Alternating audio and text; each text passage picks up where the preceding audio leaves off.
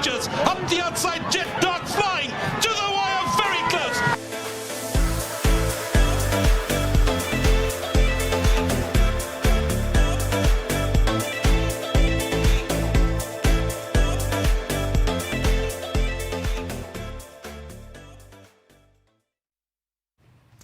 Hello everybody and welcome to the 1881 Lounge here at Hollywood Bets Kenilworth, and we are talking the WSB Cape Met for 2024. From myself, Neil Andrews, a warm welcome.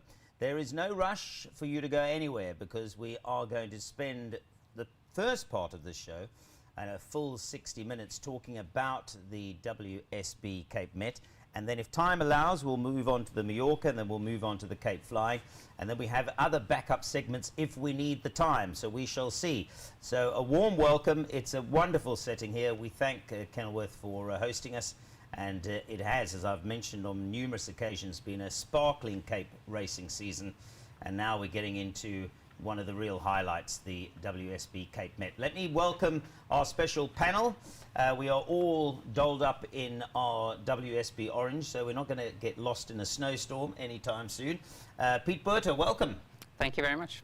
You've got one task today, which is to give us a full report on Monteen and his preparations for the big race. But first of all, just from your own point of view, lovely to have a runner in the big race, I'm sure. Yeah, very, very excited. Not always easy to get into a race like this, and I'm super excited to have him in there. And it's we had a Met runner once before, but you know, realistically we knew we had very little chance. This time round we believe we got a fighting chance. Just take us through him a bit, because you told me he's a big strapping individual, really big horse. How tall is he? How big is he? Well, he's got to be over 16, weighs 570 kilos, somewhere around there. But when you see him, he's just he's a beast of a horse. Wonderful. Well, we wish you all the best. We'll see where you think his chances are in the pecking order. I can tell you that if the boost on the horse goes to a significant thing and Pete suddenly disappears, you know where he's gone. He's gone to claim the horse. But it's great to have you. I'm going to come back and chat to you in a moment. Let's welcome Candice Bass-Robinson. Hilton, I promised not to make her cry. So we're only going to mention Charles Dickens once. But what we are going to do is give you a round of applause for looking after him during a sparkling career. Thank you.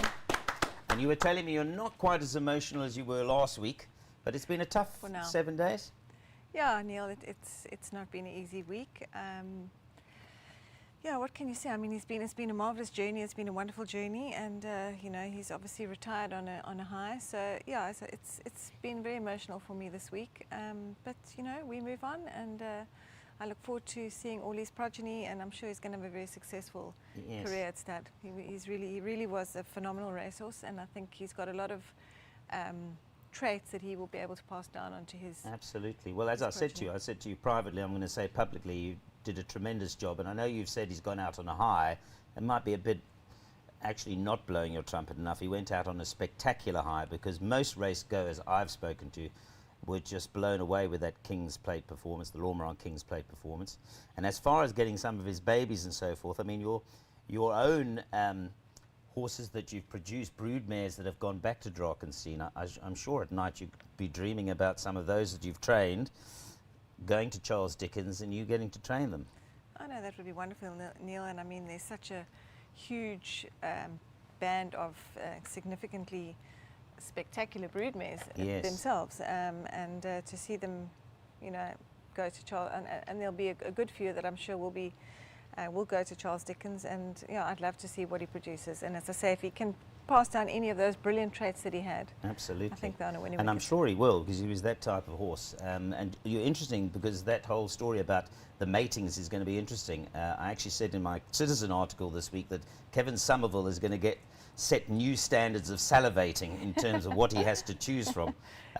So it's going to be spectacular. So yes, your loss perhaps is Drakenstein's gain for sure, but well done, congratulations. Thank you. Thank Candice you is here. Obviously you'll be talking about all her horses. Right, the real master of this show is sitting opposite me, because Hilton literally is holding the strings as far as the boost is concerned. So let's welcome Hilton Hassan, Director of WSB, to the card call. Hilton, great to have you on. It's going to be slightly better behaved panel than last year, I think. Yeah, good to have you back, Neil, and a very different looking team from last year. Like you said, a lot calmer, I think. Absolutely. Now, take us through what the running order is for us, because the idea of a card call is an opportunity for people watching us, punters, WSB account holders, to actually get better value on the horses that they like. So we're going to be going through, I touched on it in the following order. We're going to start with the WSB Cape Met, then we're going to be doing the Mallorca Stakes and then the Cape Flying. And if we still have time, and if Hilton is still going to be generous, I might be pushing him to offer some other horses on the day that I might fancy, or Candace might have running. But you're going to boost these, and they're available online. So if you have a WSB account, Correct. you can make good use of it. Yeah, so we'll go through each horse in the grade ones, but just so the viewers know that we've boosted every price of every other horse in the races around the grade ones. So race 1 to race 6, Okay. and then the other races, if you log on now, you're going to get better prices. Oh, okay, Yeah. good. So it's not just So the this, three yeah, that the we're boosters, talking yeah, about. it's basically from now until the end of the show. Okay, wonderful. Now, the other nice thing, I'm going to come back to the boosting in a moment. The other thing which we thank Gallop TV and everybody else who involved with giving us the airtime is that WSB are going to be giving vouchers away. Now, this is going to help you if you've got a WSB account. It helps Candace and myself because we got WSB accounts. So we said while we're presenting, as long as the money goes in, we're going to start off with, I think you've got a 50 Rand voucher offer, and then we move on. Correct. And as the show progresses, the vouchers get bigger. Whoosh. So the longer you watch, the more you'll get. Okay, so if we're on here for 48 hours, how big with the voucher? Because I can keep going forever. As long as you want. Oh, okay. We'll see how that is.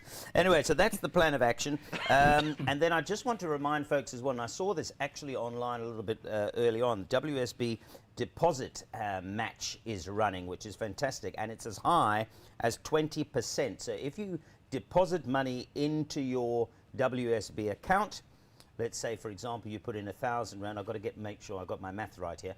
But 1,000 Rand, you will get 200 Rand bonus 20%. bets? Yes, correct. Correct. Correct. So 20% of everything. It's Yeah. 10,000, you get 2,000. Correct. And it's up to 100,000 Rand, you get 20,000 Rand. Wow. Okay. Well, some of us haven't got 100,000, but if you do have 100,000 and deposit it, you'll get 20,000 in bonus bets. So it's a really wonderful offer, and that's going to run for the full week, right? Correct.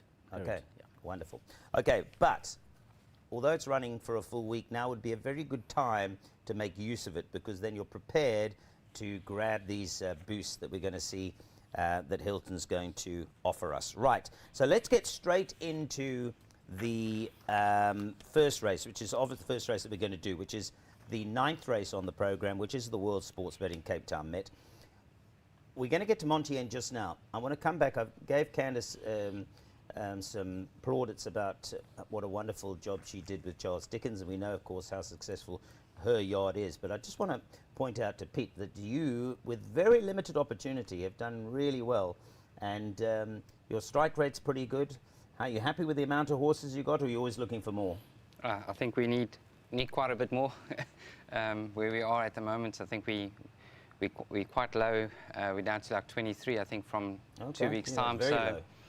yeah, So no shortage of space. no, got plenty of space. Wonderful stuff. And there's a sale coming up, right, guys? Yeah, there's a sale coming up. There's some very nice horses on there. I got my eye on a few. I'm not quite sure if I'm going to be able to get them, but yeah, we will be trying, obviously. Well, if somebody's out there watching and they like, as I do, what Pete has done with a small string, horses like Monteen, and that Ragnar Lothbrok was yours as well, wasn't he? Yes, yes. Yeah, lovely. You did tremendously well with him. You know who to go to. He's got space, and he's got some horses that he's looked out for at the sales. Okay, right, Hilton, let's go. So how it works, folks, is we reverse the betting boards. We start with the biggest outsider, and then we move up to see it again. So I guess that means we're going to start with the horse carded as number 1, Waterbury Lane, who might be bottom of the boards, but he's obviously drawn 1. Yeah, yes. I don't know what kind of chance he's got, to be honest. I think we're going to go through the bottom ones here, having to decide whether they've got place chances.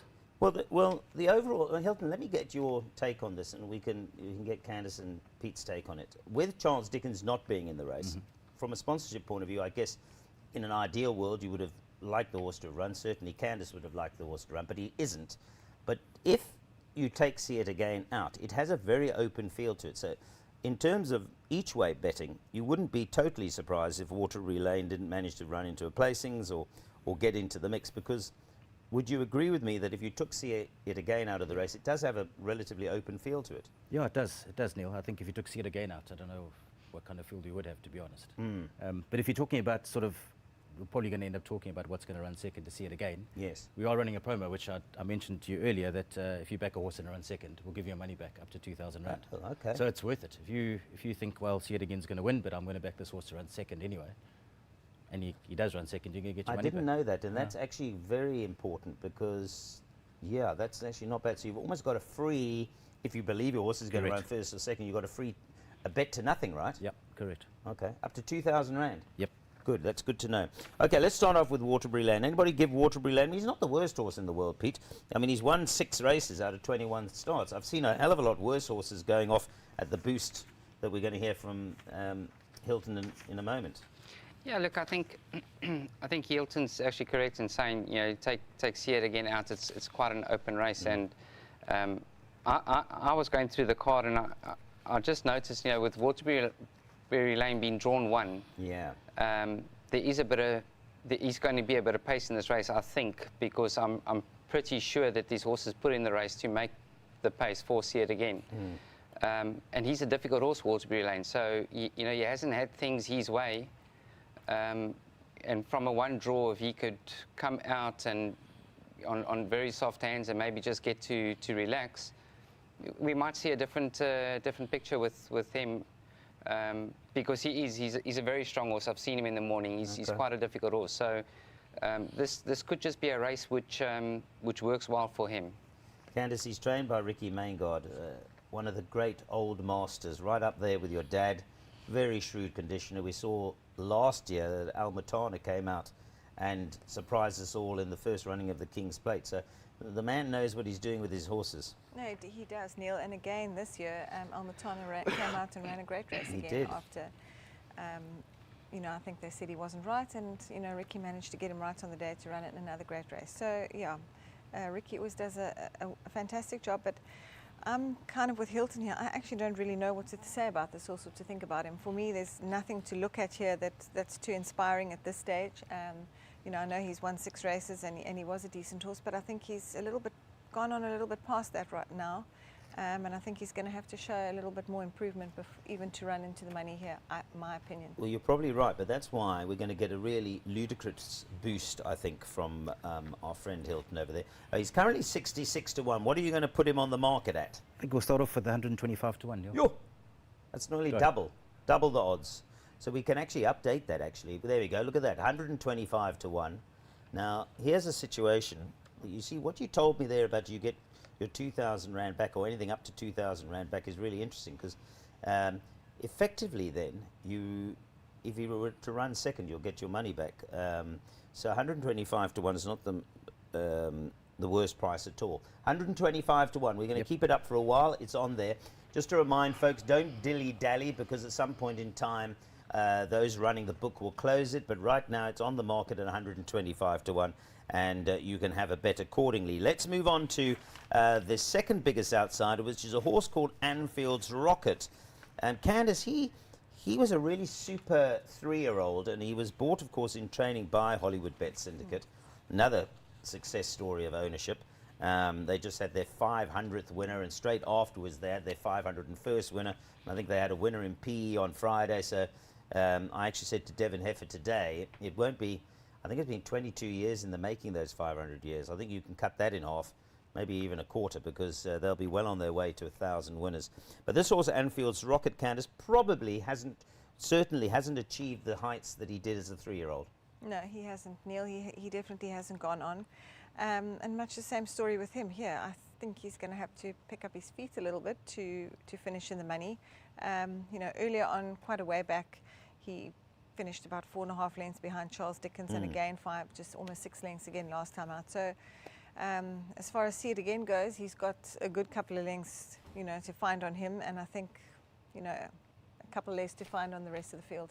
Okay, So I let's talk. don't- Yeah, he's got a not bit for to me. find, but that's why we're going to get a ridiculous price again from our friend Hilton over there. He's got a couple of things perhaps in his favour. He's got a very good jockey, Louis Mkotwe. He's got a good draw of 4. He's got Brett Crawford training him. Taking nothing away from Grant Maroon, by the way, who's also, his yard in Joburg's looking quite nice. I think Mark Khan's doing a lot of work there. Horse is looking good. So it's got to be a bit of a reach for Anfield's Rocket, but that's why he's going to be a daft price, right? Yeah. You know, he's only had the 1 run back here, and he finished very well. He jumped slow and he ran on very well that day. I think he was, if I'm not mistaken, he had like the 3rd fastest 400 to finish, Okay. which was, encouraging. And it's his first run here, only five lengths off. So I think you probably can make a little bit of a case for him, but he's one of the horses that I just look past in this race. And Sure. Okay, well, we're definitely looking past him at 60 to 1, but will we be looking past when you boost him for us? What price is he going? At the moment, he's 60 to 1, Neil. We're going to go 80 to 1. 80 to 1, Yeah. okay. So Anfield's Rocket, 80 to 1 to win the World Sports Betting Cape Town Met for 2024. Right, let's move on to Rascallion. And, well, here's an old war horse. I can't help but think, Hilton, I'll get your comments on Rascallion here. I mean, he's now rising, he's 7, he's a 6-year-old, but he's a versing Getrix. He's been pretty consistent horse. He's owned over £1 million. For me, I've always had him as a nearly kind of horse. He's just always on the periphery. He was I kind of fancied him a bit in the July. And drew poorly, didn't run great. If he can put it together, then maybe he can work his way into the quartets or something. But yeah, he's actually only a 4-time winner, but he's got again a positive in so much as Bernard Fade Herb rides. I don't think the draw will worry anybody too much. He's drawn 13, but yeah, what do you think of Rascallion? Yeah, I don't think the draw's going to worry anybody too much with 13 horses in the race. And he won the premiers last year. Grade 3 came back. I thought, okay, he might have a small chance in the Met. I think he was one of the unluckiest horses. Him and Linebacker both got taken out at a very crucial stage last year. So that's the same as you, Neil. I thought, well, going into the July, well, the 1900 in the July, I thought he was definitely a runner, but he just hasn't captured that form. And he seems to be going sort of the wrong way again. I think he was, I seem to remember from memory, he was extremely well handicapped. He came in quite well handicapped, but he didn't produce. Maybe the draw didn't help him. But he's back in a place where he has won before. This course, he's won 3 of his 4 races, so there's a familiarity. Anyway, he's been a frustrating horse in some respects, Pete, for his owners, I think. I'm sure he has. A year ago, he was a lot of talk, and everybody rated him very high, and everybody was expecting him to go on and do big things. So I think you actually hit the nail on the head by saying he's a nearly. But when you look at his form, he's always running in feature races and that, and he's never really far off. He's always that 2-3 lengths off. So he has been a very honest horse. He unfortunately just hasn't quite achieved what I think most people thought he was going to. Yeah, I said his owners will be disappointed. Fortunately, one of his owners is Mar Shirtliff, who will only have to quickly think about JPEG and a certain horse called Pocket Power, who I'm sure Candice remembers very well. So I'm sure he sleeps pretty well at night. But yeah, Rascallion probably passed his best as well as 6. But in an open race, I wouldn't rule him out of a quartet, perhaps. Yeah, probably not, Neil. I think, he's always there and thereabouts, and he is one of those horses that you think, he was unlucky this time. Next time, if things go his way, he should be, he should have a good winning chance. But somehow or other, he always just seems to be off those top horses. And I think that's what he is. I think he's just off those top horses. Yeah. But in saying that, the field this year, if you take See It Again out of it, probably is horses that are just off those top horses, all I of them. think you've the rest summed of that them. up perfectly, and that's So, why he could, he in may taking well out be See It able Again. to, if things go his way in the race. There's no reason why he couldn't, be a quartet horse. I think Candice is right. You just have to look. I'm going to look at the horses he's run by. Jet Dark, Trip of Fortune, Nexus he beat, Jet Dark, Bakaya, Charles Dickens, Winchester Mansion, Princess Callis, See It Again, and Mucho De Niro. All of those are well above B division horses. He's kept very good company. So what are you going to give us? Because at the moment he's 35 to 1. What are you going to boost him? And I've given him a chance. I might be snaffling some of this. So we're going to go almost double. We're going to go 60 to 1 nil. 60 to 1, Rascallion. Right, there we go, Rascallion. And again, he has a few positives. The company that he's been keeping. And Bernard Fade Herb, who is no stranger to the winner's enclosure on big race days. Okay, let's move on to Sugar Mountain. And we've got to start with Candace on Sugar Mountain. Son of Silvano. He's done really nicely for you. And actually, he's probably, I know he's a 5-year-old now, but he seemed to get better as a 4-year-old than he was as a 3-year-old. Is that fair comment? Yes, very fair comment, Neil. He was a very backward horse. He was lanky, he was light and a light-framed horse, and he only really came into his best last year, and probably this year, I think has been his best year of racing now that he's strengthened up into a proper horse. You know, distance-wise, we spent a lot of time going 1400. He is out of a Var mare, and you know, he was winning over those trips. That I think probably was some of his better wins over there, and it's only the last few times now that we've gone a bit further with him over the 1800, and he certainly hasn't disgraced himself. I think he was a little unlucky in the Peninsula Handicap not to get a run there, and last time, you know, the pace didn't suit him. They went incredibly slow. He's a horse that likes to have a little bit of a chance. He's got a good finish, and he ended up, you know, having to sit handier and, you know, go from the top of the straight. So it wasn't an ideal race for him pace-wise. So he's really well at the moment, Neil. You know, whether or not he will be as effective over the 2,000 metres, going the extra 200 metres now is a small question mark. But as far as the rest of the horses go, I mean, he's not far off the rest of the field if he sees out the 2,000 metres, and if, you know, the pace is not too slow and it's a fair enough race. So he's the kind of horse that if he ran into the money, it certainly wouldn't surprise me. Is he good enough to beat Sid again? I'm not so sure about that. But he's fit and well, and you know, he's in good shape. Not the worst form. 7-time winner. I'm just looking. He never runs a bad race. Never, ever. No. Never. So you're going to get a thrill there. Anything to add on Sugar Mountain? Not really. But I just think that he's a horse that I actually make a bit of a danger here. I've met him twice with Monteen, and he's beaten me twice, giving me weight. So. Okay. You know, I obviously have to have a lot of respect for him, and I saw him work, I think it was 2 weeks ago, and he caught my eye. So, yeah, I make him a runner. I know I am obviously a little bit concerned about the extra 200 metres, but his last run, I think I actually went to the front in that race with a horse of mine called Baratheon, and we slowed it down, and Alder was fighting on his horse, and eventually had to slip. So he went way too early, you know, a lot earlier than what he would have liked. It didn't really suit him, and he was narrowly beaten. I think if the pace was on in that race, he probably would have won that race. So I make him a big runner. Yeah, I think he's in the quartet. Okay, high praise indeed. I must say to Arun and his team, I hope they have a good run, really good guy, and put a lot of time and effort. So let's hope Sugar Mountain runs well for you, Arun. And you know, he won't be the first Silvano to stay 2,000, that is for sure. So I understand he's out of a Var mare, but sometimes, you know, they run not necessarily according to their pedigree, certainly on the dam side. So Sugar Mountain given quite a good write-up from Candace and from Pete. I hope that hasn't prevented you from boosting him. No, not at all. He's 35 at the moment. What are you doing, Hilton? We'll go the same route as Rascallion. Neil will go 60 to 1. Okay, so doubling the odds, nearly doubling the odds, 60 to 1. Small Yeah, Candace is going on to her account. Candace, wait until you get the 10 Rand voucher. No, wait, 50 Rand voucher's 50 coming. 50 Rand, yeah. Ah, 50 Rand voucher. Wait until that comes into your account. Okay, now let's move on to a horse we've touched on already, Almatana, who, again, what a job Ricky Maingard has done with this horse. Now, I think that the story is well documented, Hilton, that he was with Mike and he was due to be sold. In fact, I think he had been sold to go to Mauritius. And then that fell through because there were issues with the Mauritius. He didn't go. And then he was bought out of retirement and, of course, came up and won the King's Plate.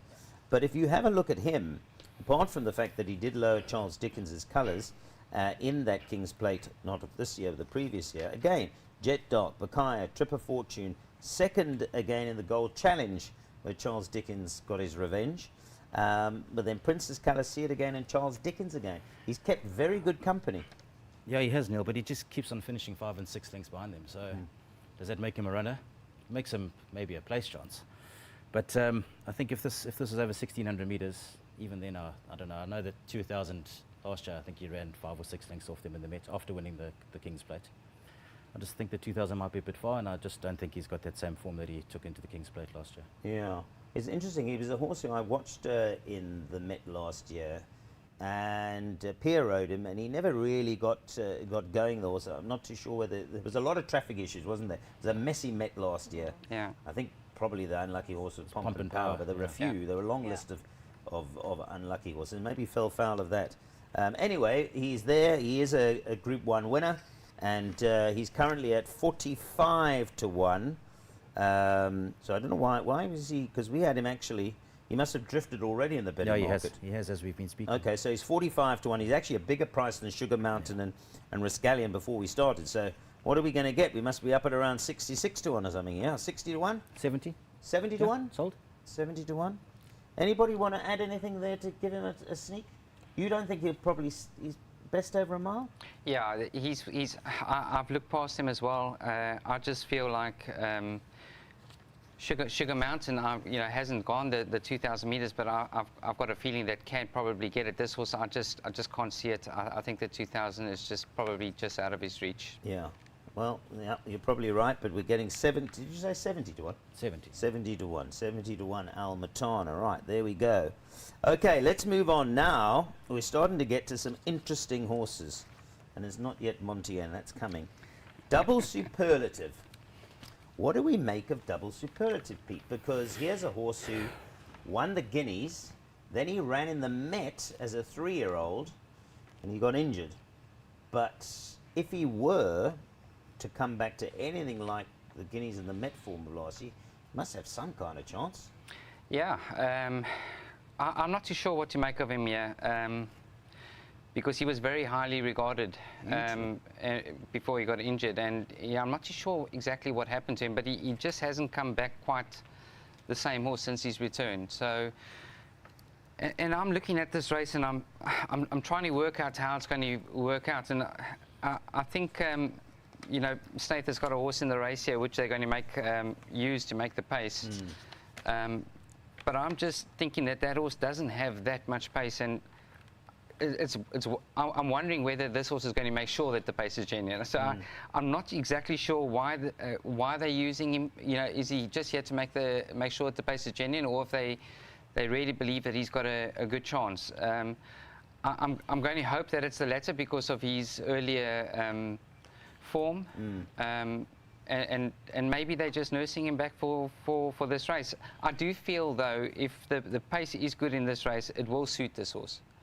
Right. So I'm not quite sure what to make of him. His rider won't know him, obviously, Daniel Muscat. We know he's well related. I've got to say that because Peter might be watching. But I tell you one thing about Daniel Muscat. He boots home some winners in the UK. He's on that all weather. He's deadly. Yeah, he's been a lot of talk about him coming down now and how well he's doing and riding at the moment, and he's going to be coming down and wanting to win this race. Yeah, no, I don't think Double Superlative. Pete probably summed it up. He's one of the dark horses in the race.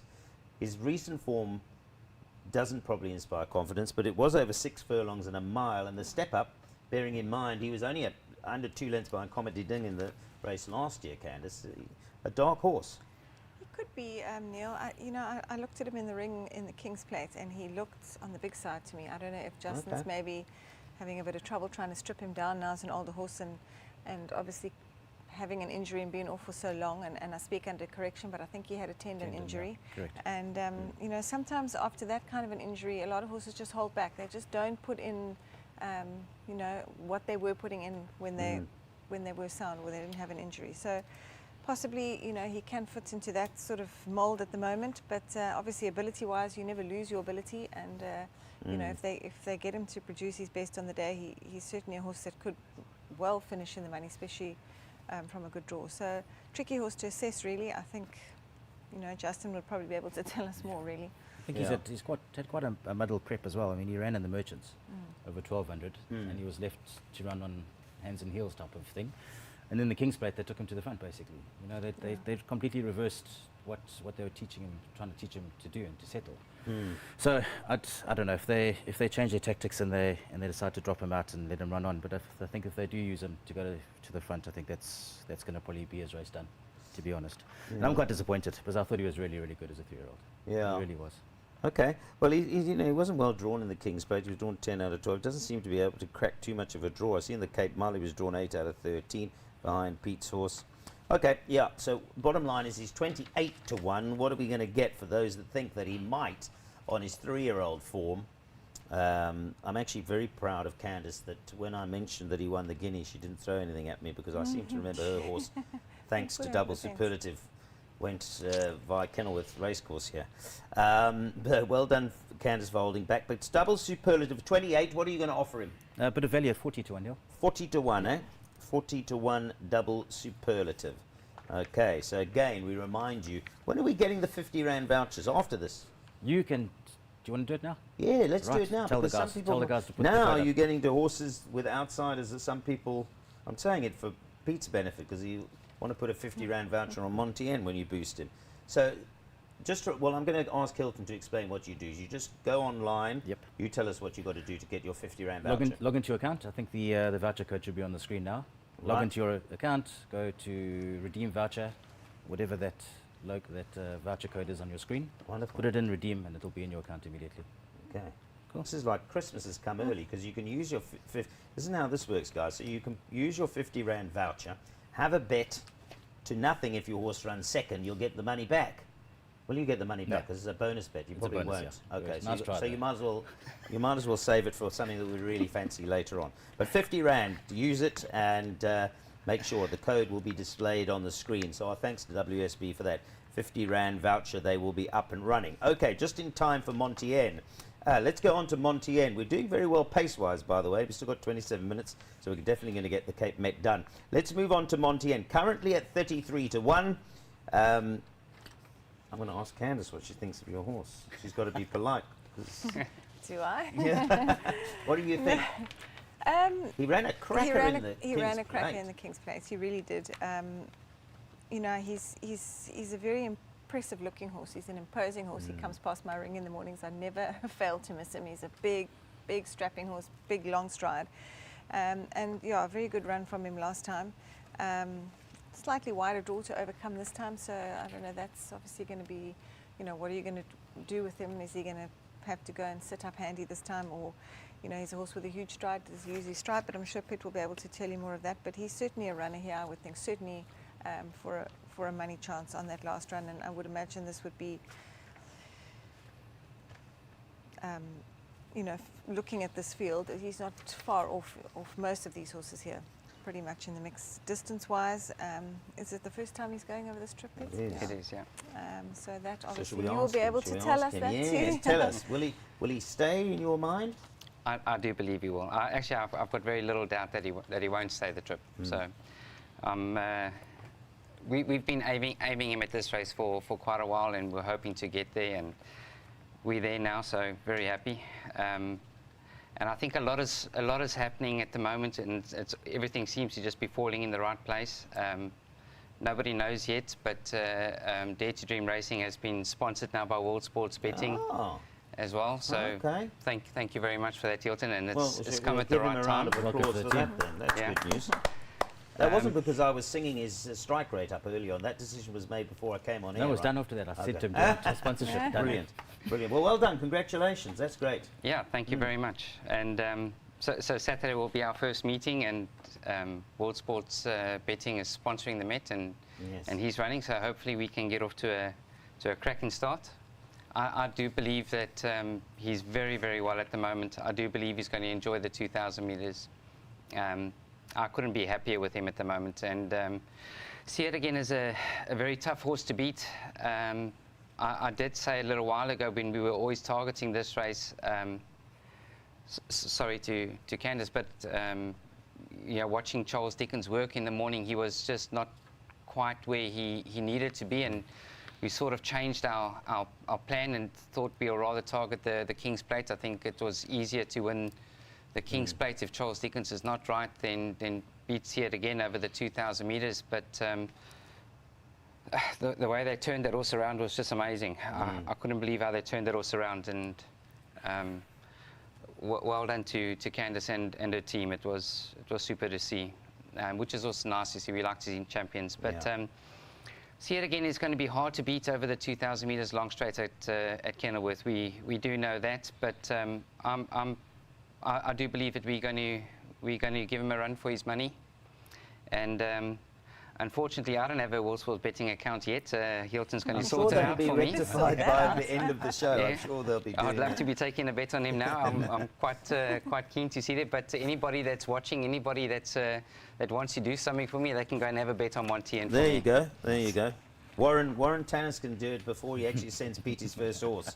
So Warren, if you're watching, 33 to 1 is his current price. Are you still going what you were going to go after those very high expectant comments from Pete? Well, we were going to go 40, but because we've got Pete in the studio and he's now told the clients, but we should go 50 to 1 and give them all a chance to get some value. Okay, 50 to 1. Happy with that? I'm sure he's delighted about that. He's very excited. Might cost you your sponsorship if he wins, but why not? He never runs a bad race. He's another one, very consistent horse. Yeah, he's a very, very honest horse. We gave him a nice a run in the Merchants. I know it was way too short for him, but it was just it was just a, you know, the way we worked it out. I just wanted the spacing to be nice coming into this race, and so the Merchants just seemed like the right race to go for, and he got cramped terribly there, and you know, I think if that didn't happen, he would have run the place there as well. So, very, very consistent horse, very honest horse. And he's also, you know, he's a beast of a horse, and he's quite a bully, but he's a very intelligent horse, and you know, everything at the moment is just going so well for him. So, okay, I'm going to ask you a question. Maybe it's a hard question, but it's something that I know Hilton wants to talk about, and I want to talk about, and that is that a great race to win. Obviously, not saying the WSB Cape Met isn't a great race to win. Of course it is, but so is the July. Now, the July is a handicap, and we've seen before previous winners that have been, I don't want to use the word hidden, but a horse like Belgarian has got into a big race off a very good handicap.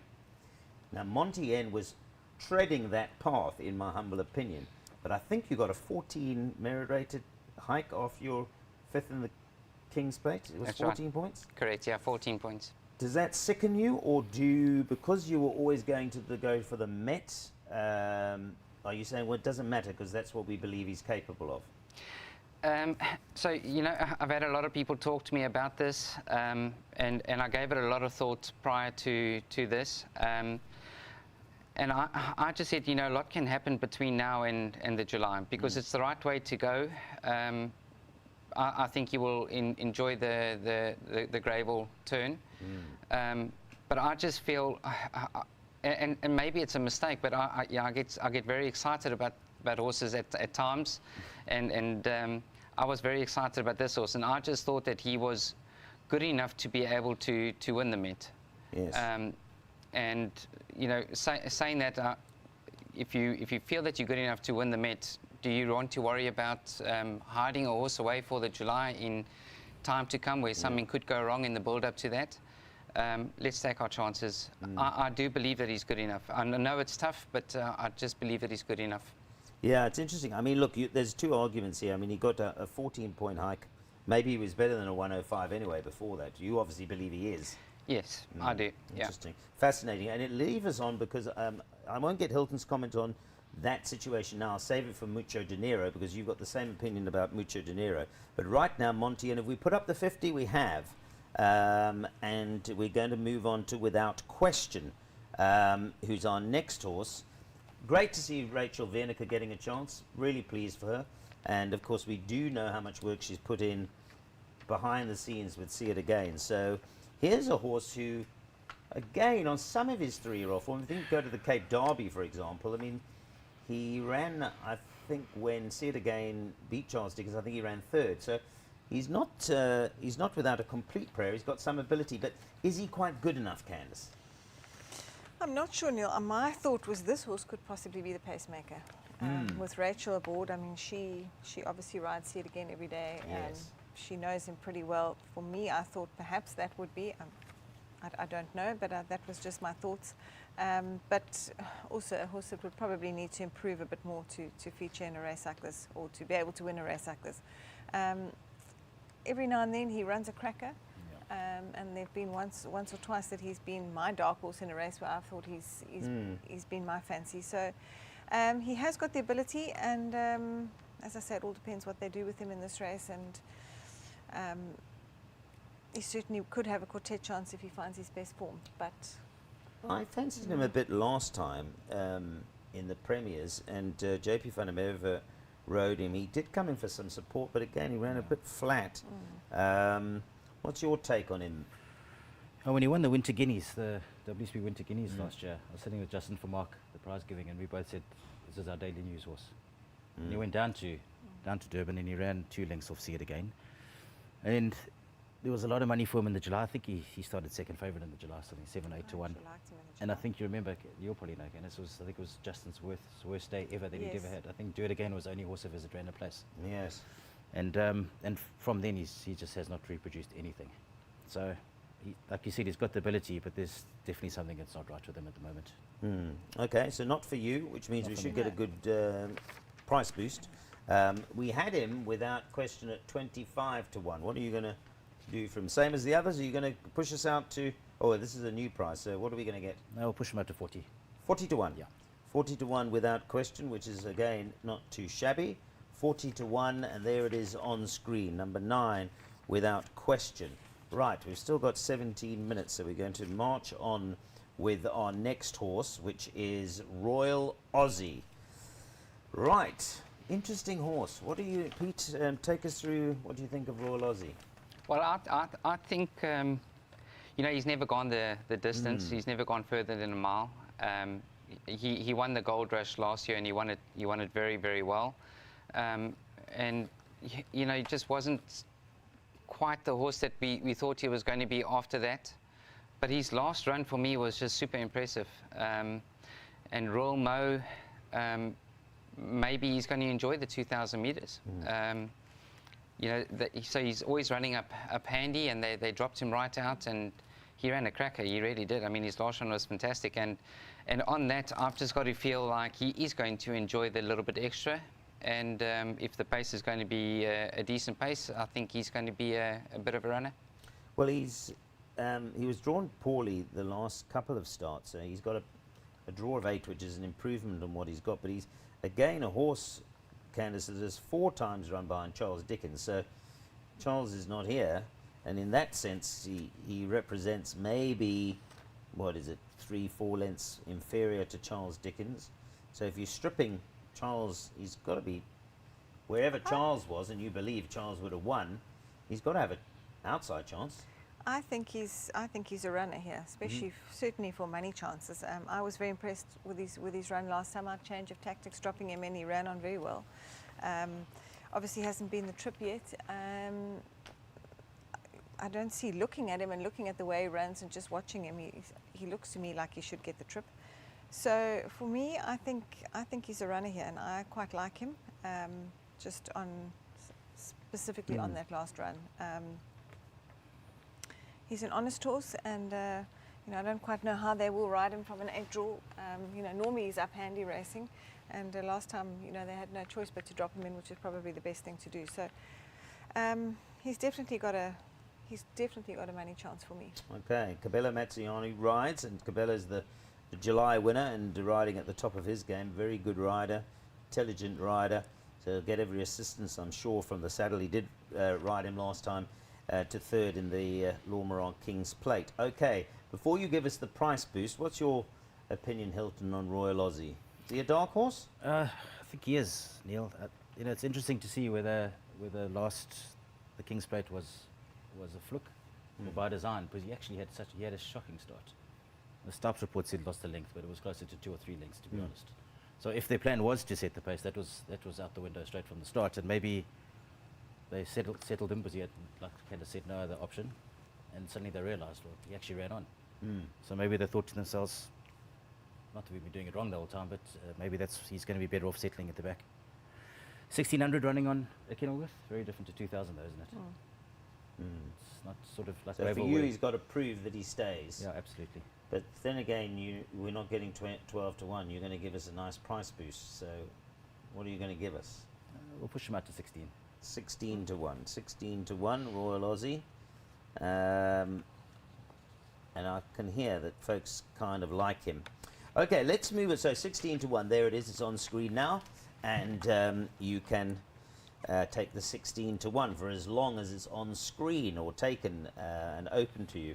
Let's move on to this horse, Mucho Dinero. Now, here I'm going to start with Hilton, because when I was talking to Pete about Monteen, here's Mucho Dinero, who I think that Justin has been fairly open. I think he's mentioned that they think he's a July runner. But he now finds himself in a race.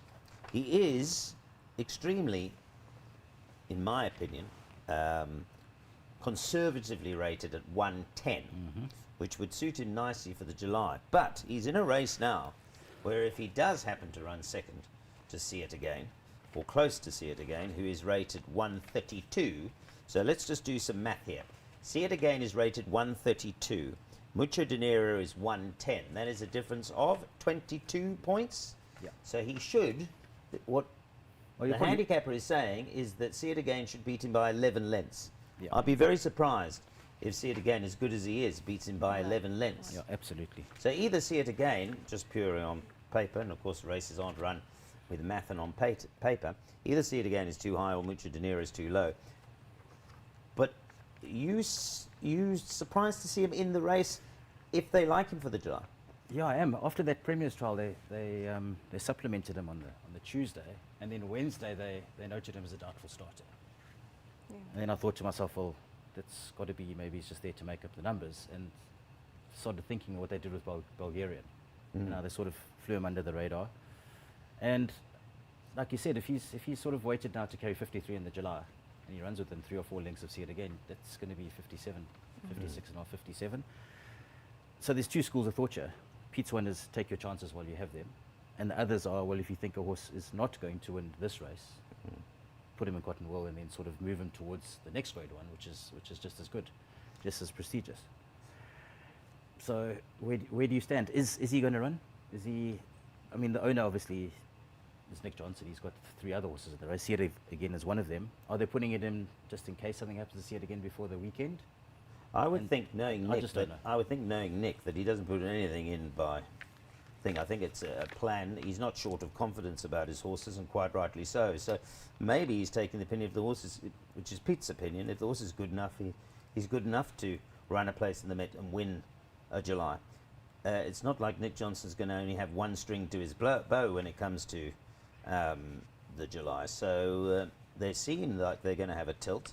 But he certainly, Candice, is a horse that is improving. I want to ask you now about Mucho Dinero, but also you'll have had these kind of horses who just improve, and he seems everything that's set, he's getting done now. How many has he won on the trot? 4 in a Thanks, row. 4. Yeah. And the last run was impressive. I actually trained his sister, Okay. Neil. Yeah, and she was a very, very decent filly. Quite big, and I would imagine he's the same. And I think he was always, even when I looked at, we were desperate to buy him at the sales. I loved him at the sales. He was a very backward little horse at the sales, and he had a lot of maturing to do, and he was always going to need time. So, you know, he's obviously had the time that he needs now, and he's starting to put things together properly now and come to hand. And you know, I mean, he hasn't done much wrong. 4 wins in a row. Okay, he's stepping up in class a bit this time around. Although last time is pretty much a similar field to barring See It Again as to what he's taking on now. For me, I think he's probably my second pick in the race. Just on that last run of his, he's nicely drawn. You know, he runs on strongly, and I think probably the 2,000 meters will be just right up his alley. So he's definitely a runner for me. And I think if See It Again, you know, you say let's not run or let's wait. And I mean, I've been down this road before where you're prepping horses and trying to keep them under the radar for the July, and then things happen or they don't get in because haven't qualified, and it always ends up being a, you know, disaster. And having a field like this where you've got one horse that stands out, anything can go wrong. Anything can happen. And, you know, things might not work out for him on the day, and then he will be there, I think, to pick up the pieces, a horse like this. I'm glad you said that, because racing, we all know, you know, the best laid plans don't always come to pass. They don't. And also from the horse's benefit, Pete, is that, you know, you don't want to be hiding horses to try and get into races for the horse's own benefit. The horse must go out there and do his absolute best. If he's improving, why would you not continue to let him improve? I would imagine that's Nick Johnson and Justin Snaith's point of view. Give the horse his opportunity to shine. And his form, well, he's certainly on the up and up, that's for sure. Yeah, his last 4 wins, it's just been a little bit better, a little bit better, a little bit better every time. And I thought his last win was super impressive. I was a little bit surprised to see him in this race. I didn't think that he was going to be in here. But the way he finished his last race, I think I could be wrong, but I'm thinking with Charles Dickens coming out, it was going to be, you know, it's a one horse race. See it again or anything else, and this is a horse that could probably. If See It Again fluffs his lines, he could easily win this race. There we go. Simple as that. Okay, he's 12 to 1. What are we going to get from our man over here? Neil, there's been a bit of money for him since. Has there? Yeah, there has been. Okay. And I think it's a lot of people looking for value. Yes. And the booking of Grand Finico has obviously pricked a few ears too. Yes. Because sort of the word would be, well, if he's not the pick, then why? So they what put did him there? what did you open him up as? Can you remember? Was he a bigger price than 12s? Yeah, he was when we supplemented him. I think he came in at about 20. Okay, so And that's then a there bit was of money for him then as well in the 16, and then it all went a bit cold when he was declared as a Yeah, doubtful yeah. starter. And now everything's sort of engines are firing again, and people Yeah. are starting to put their money down. He's 12 to 1 at the moment, so we're going to offer 15 to 1. 15 to 1. This might be the horse. You know, we love Justin. Justin's the only guy who's got a bigger hairstyle than I have on that graphic. And I think I'm right in saying Justin came out and said, I'm coming with my rockets. That's one of the words he uses. He's always got rockets. He's Justin. got rockets. He's got half the book here that he's trying to. Yeah, but this might do be his main something with, rockets. yeah. Who This knows what his probably is main rocket is? rocket, yeah. But one thing's for sure, Team Snaith, this day, well, many other Group 1 days belong to them, and we've seen successes before. I think I'm right in saying he had 8 winners on Met Day not that long ago, so the rockets might be coming. Our challenge is to which rocket, because he's got 4 runners in, he's got 5 runners in the race. Yeah. Nick Johnson's got 4, so you think this might be one of the rockets? I'm not sure. It still remains to be seen whether he runs. Okay, Let's see. interesting. Right, okay. There's a conspiracy theory. Hilton's entitled to those. So 12 to 1. We've got 15 to 1 on the boards there. 15 to 1. Let's move on to Bless My Stars. Now, here's a filly. Candice, you're the filly on the panel, so I'll start with you. She surprised me, this filly. She's gutsy. She ran very well. She ran above expectations in the July. She then ran... well, let's just have a look at it, because let's go back. So she ran 3rd in the July. Then she won the Gold Bracelet, which was a good win, Yes. beating Saki, who runs, I think, in the Mallorca. Then we've got... That was... What race was that? On top of Puerto... That was the... November handicapper. What's it called? Yeah, what was that? It was before the Summer Cup. You know, these abbreviations. It was the November, Champions so- Mile, I think. Or was it the Charity Mile? It was the Charity Mile, which is the old November. Spot Yeah. on. Spot on. So then 3rd in the Summer Cup. So she's been in pretty good company. She finds herself now in the Met. She gets her sex allowance. Could she surprise? She's an interesting runner for me. I actually like a little bit of her. I don't know when she gets down here. I'm not sure if she's down here yet or if she's. Yeah, they're discussing tomorrow, aren't they? Whether they're going to allow the travel. Oh, I So didn't even know that's- that. yeah. I thought they had. Oh, so they haven't even decided 22nd about the and travel 23rd, yet. Okay, that's a shame. So she'll raid. She'll come in and raid. So she, Yeah. yeah. Mm. So I would imagine she would be in Yeah. middle of this week or so. You know, and if she travels down well, she really isn't far off most of these horses, and I think she puts in a good finish too. So she's also, you know, looking at the rest of them, she's definitely in with a shot with this bunch. Pete, Richard Ferree rides.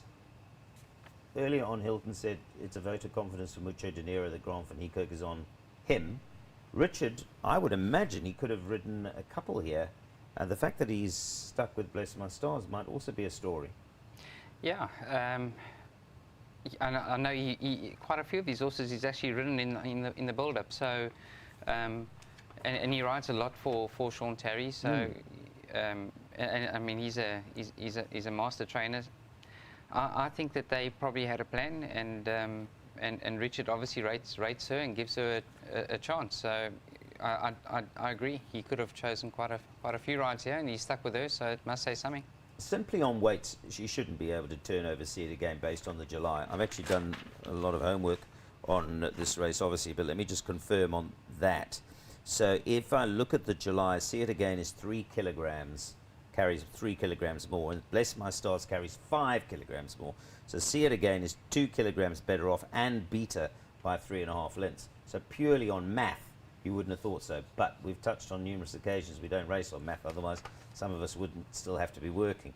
And maybe you could argue that she was a relatively lightly raced 3-year-old at the time. Now she's a 4-year-old filly. But having said that, See It Again's probably also blossomed into himself. But anyway, never mind about that. If you're a Bless My Stars fan or a Richard Faree fan or a Sean Tarry fan, and there'll be many of those around, then what are we going to get? So what did this horse open up at? Well, we've got it at 8-1. What are you going to push it out to? We priced it up at 14-1 when they announced the final field. Okay. And So she it's has money been for she her. has been the most heavily backed Okay. of all the final field runners. Right. I don't know, like I said, that story with African horse sickness, and in Reinkiesfontein, none of the horses have travelled yet.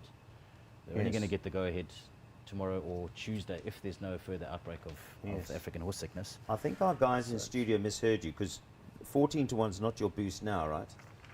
It opened up 14-1 for you. Yeah, we're going to boost 11-1. So we need to change that to 11-1. So that was the open, just to track that. Thanks, So man. opened up at 14-1. Yep. Backed into 8 Eight. to 1. The current boost- price is 8 to 1, but we're going to The change boost that. 11 to The 1. boost is going to be 11 to 1. So there we go. We got that right. Just now, before they bury WSB and you can't sponsor anything for the next year, when Richard Faree wins the Cape Met for you. So 11 to 1, Bless My Stars.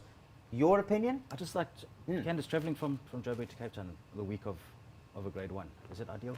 Not ideal? If they travel well, Hilton, there's no problem at all. And, most horses that come down to the Cape pretty much, thrive down here or travel. They don't ever really run a bad race. So, I mean, I've travelled many the other way to Joburg and arrived there 2 days before, and, No you issues. can win it. So there's no problem with that, provided they travel well. Okay. Okay, right. So you know what we're going to do? We've got 2 minutes left. I'm going to save See It Again for the next segment, right? Right. Because we need to devote a good 5-10 minutes or so. So let's quickly go through Pakaya. And so we've got 1 minute 45. Pakaya, we don't have to spend too much time on, but I want to find out from you, Hilton. He's currently 8-1, Pakaya. Let's do the stretch for Pakaya. What are you going to take him out to? So we'll go out to 11-1, same as Bless My Stars. That tells me that you're not necessarily a big Pakaya fan. I never have been, to be honest. He's always has his followers. Every time he runs a good race, they talk him up to win the grade 1, talked him up to win the Met, then the July. And he was one of those ones who went under the radar a couple of times. And he just seems to be below the top. He's extremely consistent. He beat the Quasi for sure in that race that he really shouldn't have won. Yeah. And he's very much above average, but not quite class to win a grade 1, I don't think. And Richard had ridden him before, so if you're adding 2 and 2 and getting 5, maybe he could have been on him. He's chosen See It Again. Not that he's got a bad rider in JP Van der Merwe. He's really riding particularly well. So we've got 42 seconds. I want to sum up quickly. When we come back, we'll get a very short comment from Pete and Candice over Pakaya, because he is the second favourite. But then we'll speak in earnest about See It Again. How good is he? Where is he in the pecking order for this particular WSB Cape Met? The other thing is to remind you that we have given away 50 Rand vouchers. They are still there. You can use that, but you're going to step it up for us in the next segment. We're going to go, should we do it now? 100 Rand voucher? 100 Rand voucher? Yep, let's do it. There it is. Should be up on the screen in a couple of Hilton's minutes. got that. Pakaya is available at 8-1. We will find out from Hilton how generous he's going to be with See It Again. I know the answer to that, and I can tell you that you won't want to actually go too far away, because See It Again might become quite a nice betting prospect after this.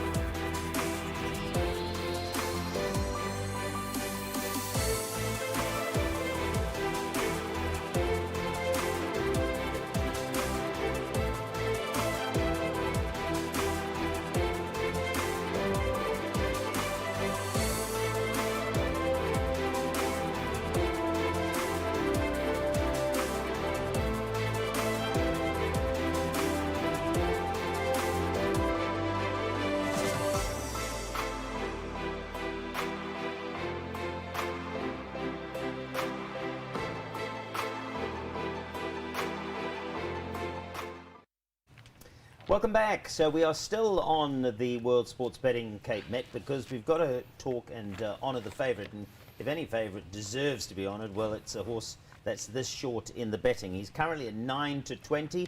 With some bookmakers, he's as short as 4 to 10. But he is effectively 4.5 to 10 at the moment with World Sports Betting. But the man opposite me, Hilton's going to stretch it.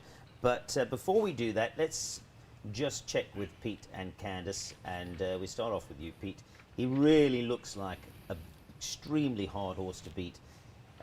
Yes, he got flattened and given a bit of a smashing by Charles Dickens, but we know Charles Dickens at a mile, superstar, unbeatable at his best. He proved that.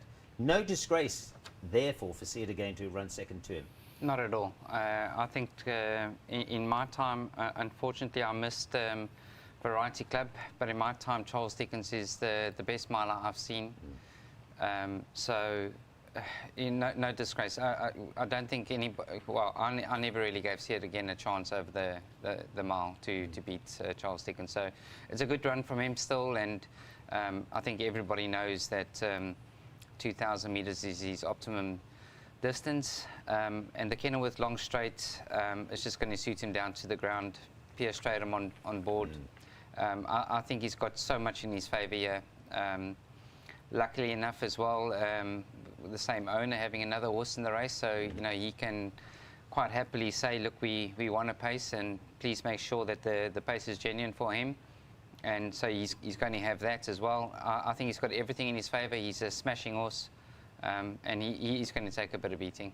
Candice, I think you'll probably echo those. And if I go back to the July, it really was a terrific run in the July as a 3-year-old. Cracking run in the July at the weights, Neil. I really thought that was a really cracking run.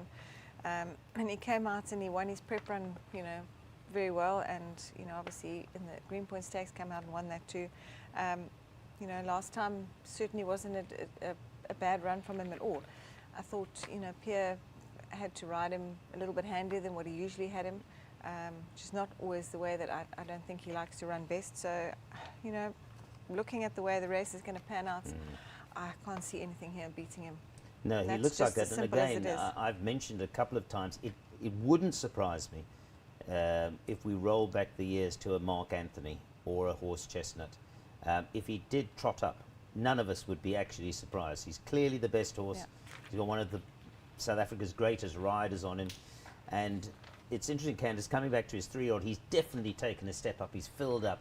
He's a better horse than he was as a 3-year-old, and an exciting prospect. Yes, I see him every morning as well. He comes past me, so he is a much stronger horse than what he was.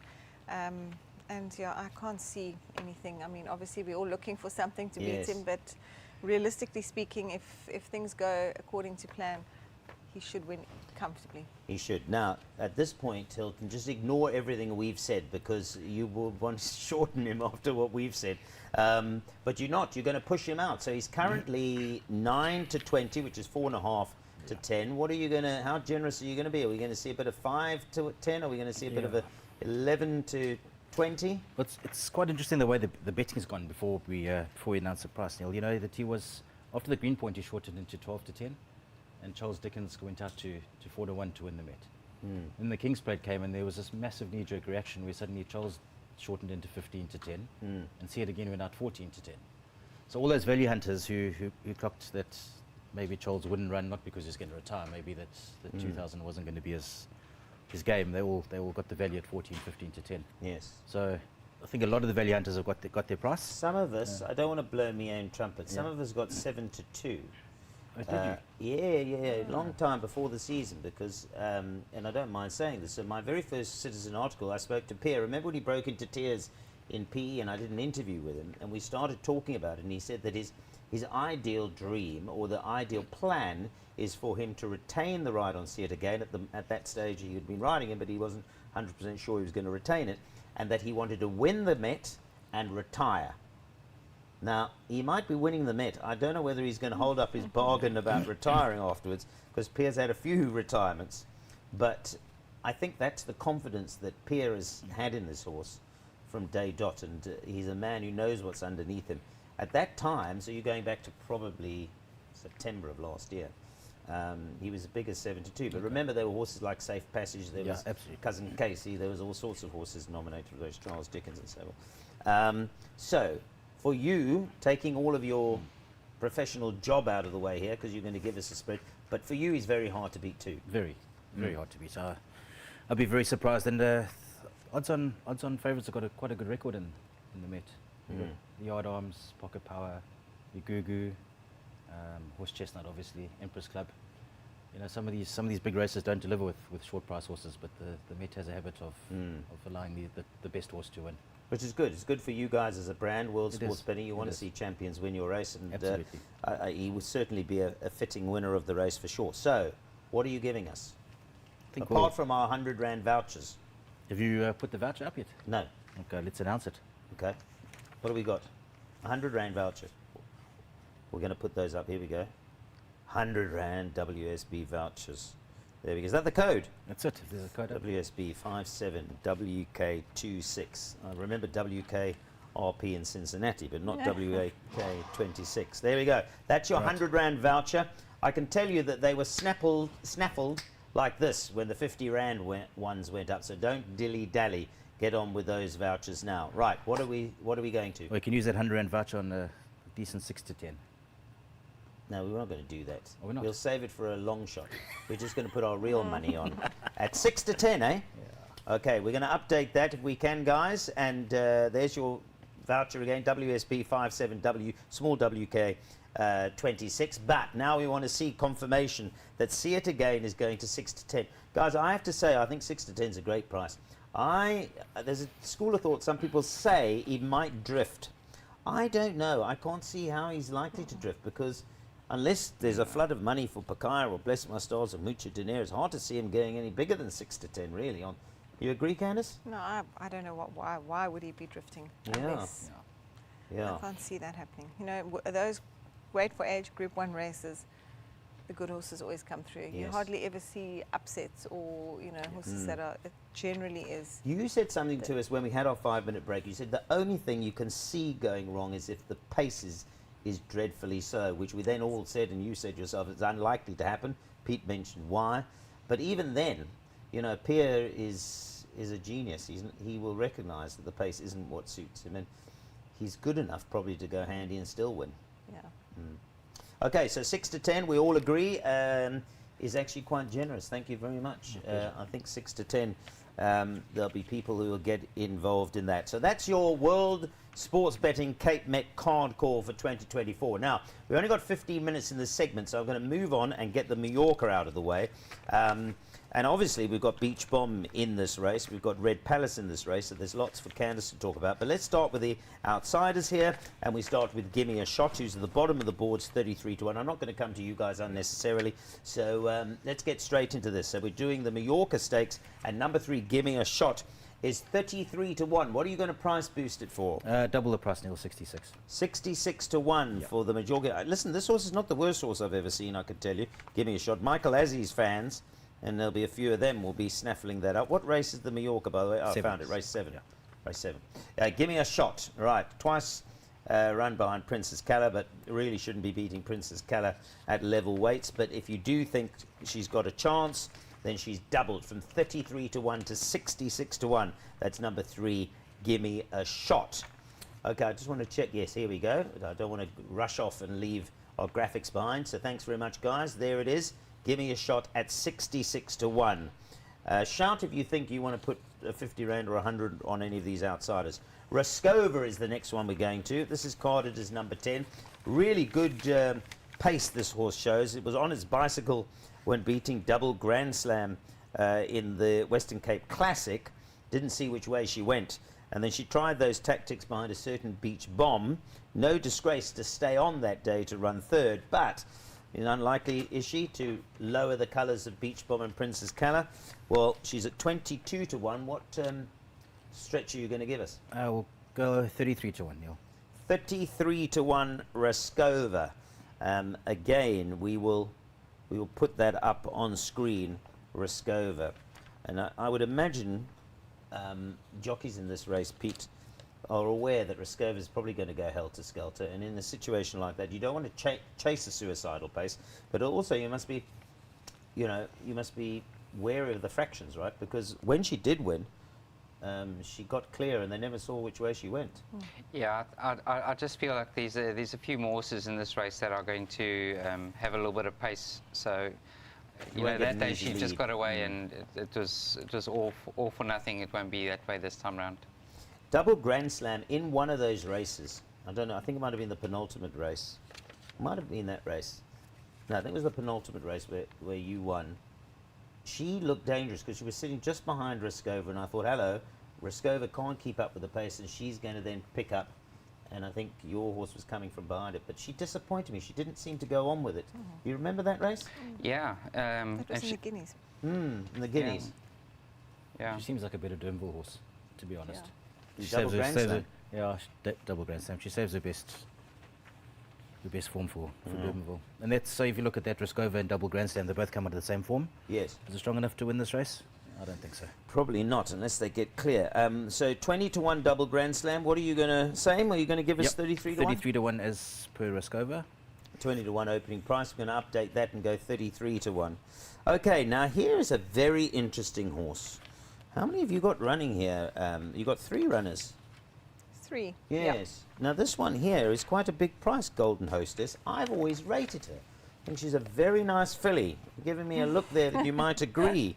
She is, Neil. Yes. I think the last 2 runs, well, the last run wasn't bad at all. She was doing some low flying behind October Morn. Your horse has been so unlucky. But if I ignore the previous run, I mean, she's got to be on the premises. No, she has, Neil. She, her last run, she jumped, hopped out of the pens funny, and she was detached from the field in that 1200, and I mean, she was really making up ground in the last part. In fact, I think had she not done that, she probably would have gone close to winning that. That previous run, I actually not you can put a line through that run. She wasn't herself at all. She didn't want to go down to start. It was a nightmare of a race. She was never traveling comfortably in the race. So I think I've got her back to best today. I think I've got her pretty much where I had her for the Diana Stakes. Obviously, the mile is always a small question mark for her. I think her best distance is a 1400. I think that's her best distance. But I've got her in a good space at the moment, Neil. She's, I think, back to her best, and you know, she likes to be ridden with a little bit of patience, and you know, if there's a fair enough pace or whatever, she certainly will be finishing, and she's the kind of filly that could have a money chance. I'm getting ahead of myself, but I'm trying to put you in a good mood, because you know what's going to happen in about 2-3 years' time. You're going to have something in your yard that's Charles Dickens' Golden Hostess. Isn't that a perfect marriage made in heaven? It could be interesting. There's plenty of options you've got there. That's what I told you earlier on. You've trained some really good brood mares for Gaynor. So Except Golden Hostess is a gold standard who is a son of Trippy. So we're going a little bit close to Trippy there. yes, well, it's interesting that how close you are. That's going to be a challenge for them. But that's why I say it's Kevin Somerville's problem, not ours. But Golden Hostess, I'm glad you say back to the best. I've always liked her. Now, we've got to do the price boost. So we've got 16 to 1. I was surprised to see her at 16 to 1, to be honest. I thought it was quite a big price, but you're going to go even bigger. So you'll be happy to have 22 to 1 then, won't you, Neil? Very much so. 22 to 1 Golden Hostess. Aldo knows her and has ridden her on a couple of occasions. In fact, their horse combination, he's ridden her 11 times and has won 4 times. So, nice price, 22 to 1. Let's move right along to Make It Snappy. Well, the story of Make It Snappy, she hasn't run for 364 days, but the last time she ran, Pete, she was, excuse me, favourite for the Met. She was backed in for the Met, the Jet Dark one. Yeah, she had obviously just come off, I think that gave Louis his first Grade 1 winner, if I'm not mistaken, and you know, she was obviously doing well, but something went wrong, which is quite sad. We don't like to see champions disappear. We want to watch them, and something obviously went wrong. It's very nice to see her back. Just not quite sure. I know Brett would have done his work well with this filly and made sure that she's fit and ready, and she's probably galloped in that. She's a good filly, so this is a very interesting runner. It is, and from what I remember of her, she's enormous. She's a really Giant filly, big stride, and yeah, she's good. It's Nice. just great to have her back, and we wish Hollywood all the best with her. So, what are we going to do? Well, it'll be a stroke of genius, won't it, if Brett Crawford can bring her back to win the Mallorca after 364 days. What is the market saying? She, the reason why she's been gone for the year is that they decided to take the chance at the Breeders' Cup, and that's why. So they started doing the negotiations to take her to the States, and then sort of that fell through. So she stopped training and went away for the year. So it was never injury related. It was just they just weren't sure whether. Well, you know what it's like trying to export these horses. Yeah. The well-being of her, and they put her on the farm. And the summer season, Brett said, has always been the target for her to come back. But so make your comeback. In the Grade 1 over 1600 is going to be. So she's 16 to 1. Are we getting 20 to 1 as well here? Yeah, we are. 20 to 1, eh? Yeah. Okay, so let's quickly update that for the folks at home. Number 6, Make It Snappy, 16 to 1, but we're going to get 20 to 1 on Make It Snappy. There we go, 20 to 1. Thanks very much. That's confirmed. Let's move it on. I'm going to try and get these next done in 7 minutes. Here's a horse. I'm not very good with his pronunciations. Asia Pambile. Pierce Stratum flew up behind your October Morn. Let's go straight into the boost here. What price? You got a chance with Pierre on board. Other than that, I'm not so sure I particularly fancy it. But 14 to 1. What are you stretching it to? 18. 18 to 1. Okay, so let's get that one done. I don't want to particularly add because we're going to run out of time. Thank you very much. Asia Pambili goes 18 to 1. She had reeled off 3 tremendous victories, and that last run, to be fair, well, Pierre very nearly pulled off another surprise, flying up late, but October Morn got her deserved win. Let's move on to Saki. Here's a very nice filly, but now she takes on some proper group horses, which she has done before. Of course, she won the South African. She ran second in the South African Fillies Guineas, and last time she came back and won the Victress with a very nice win. She's a daughter of Dynasty out of Redout's Choice Mare, but a step up here against Princess Kala. 11 to 1 opening. Let's hear what we're going to get. There's the opening price, and 14 to 1. 14 to 1. Right, there we go. 14 to 1 if you're a Saki fan. Saki Bartman was her name, right? Saki Bartman was her name. And it'll be lovely to see Sabine Plattner have another Group 1 winner.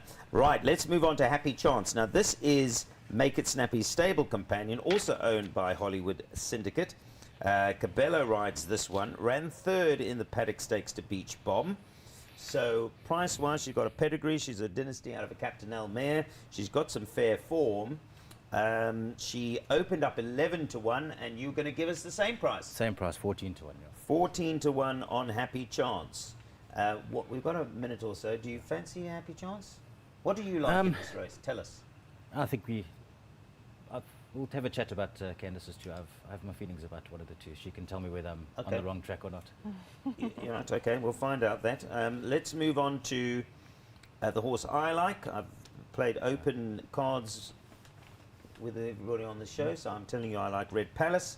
Thought she was unfortunate. I thought the race didn't pan out for her in any shape or form last time. I'm putting a complete line through that run.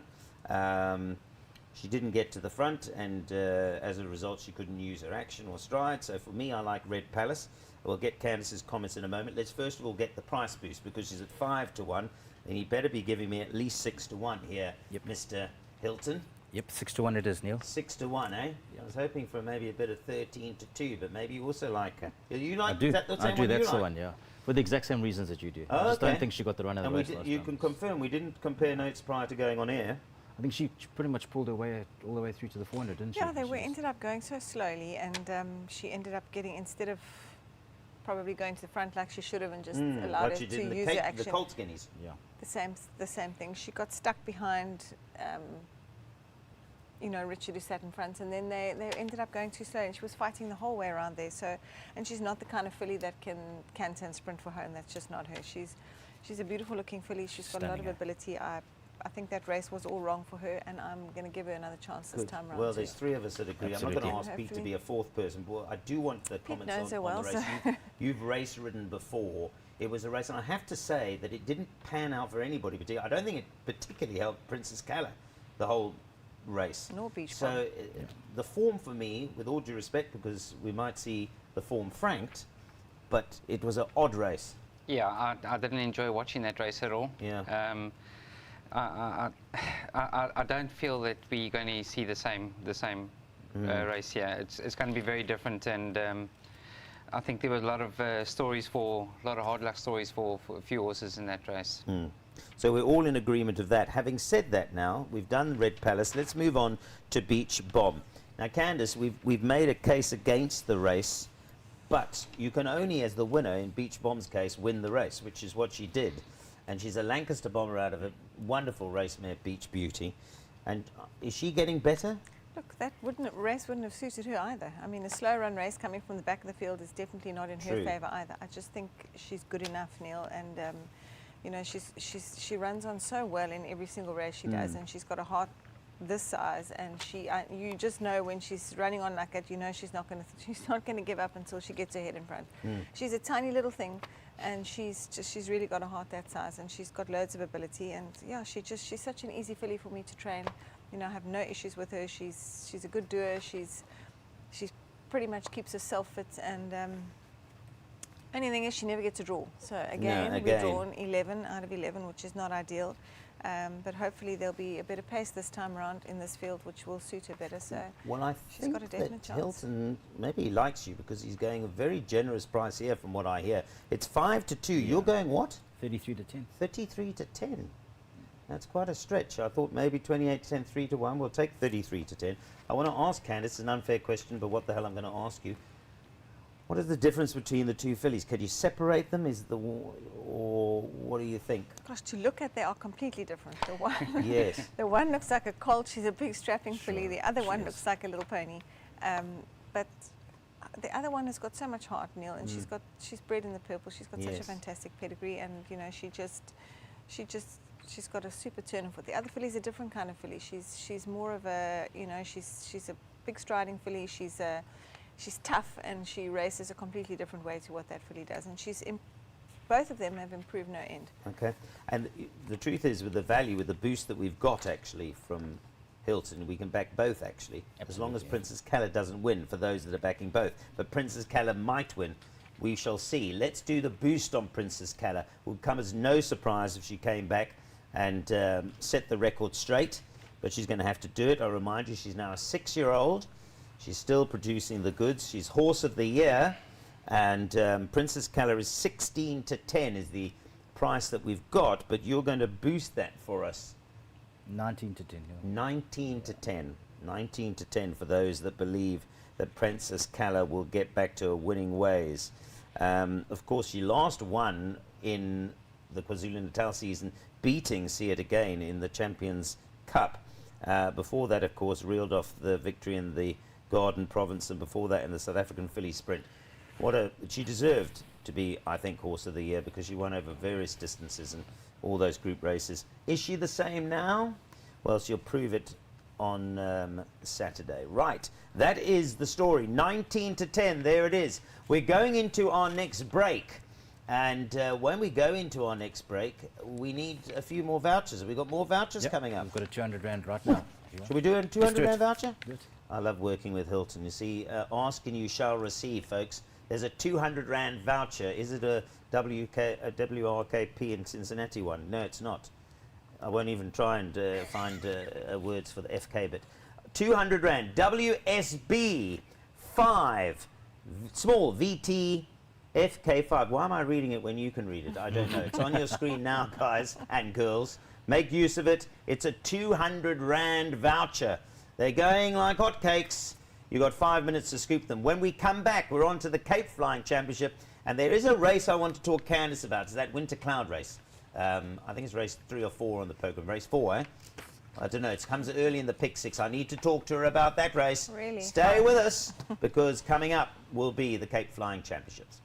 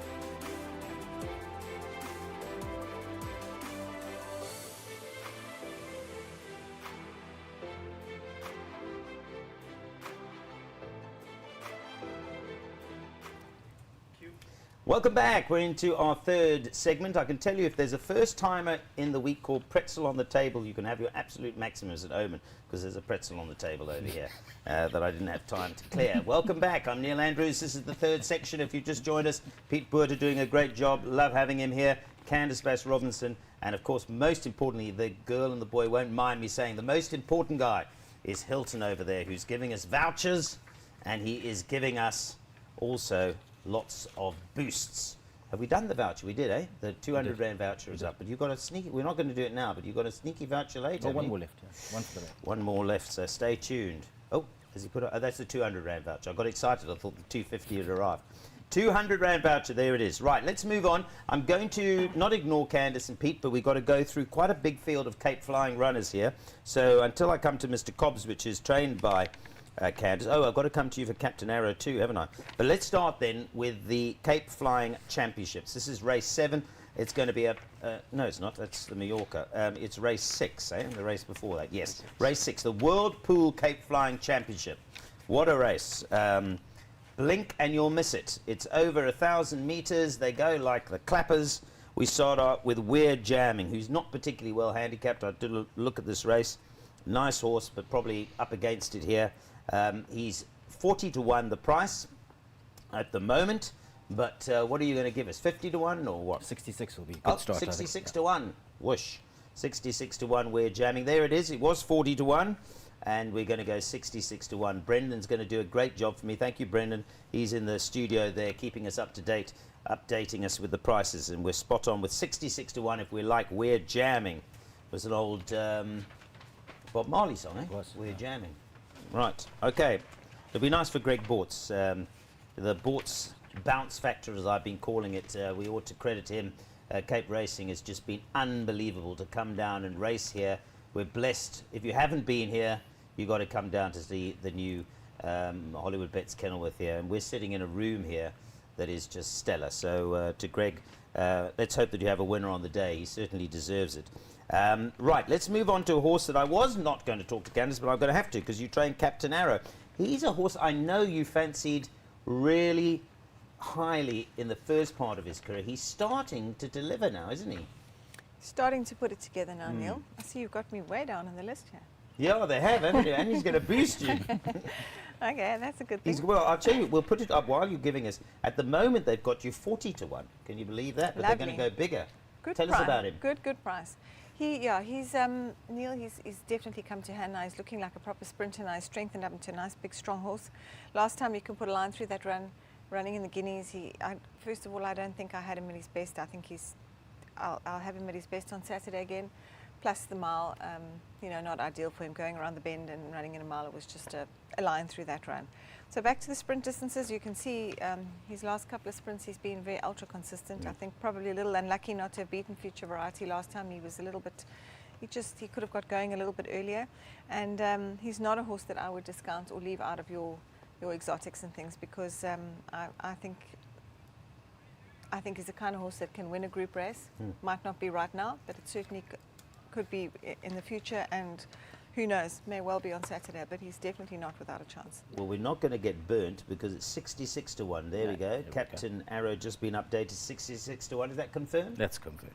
Okay, nice price. And just very quickly, we actually touched off air about this, but I'm going to mention it on it. Gareth Wright is riding really well. He's beating home lots of winners for you, confidence, and you're going to get a good ride from him. Yes, he is, Neil. He knows this horse very well, and he's ridden him enough times now, so he's pretty confident himself. I was actually chatting to him this afternoon, and he's quietly has a little bit of confidence, which is good.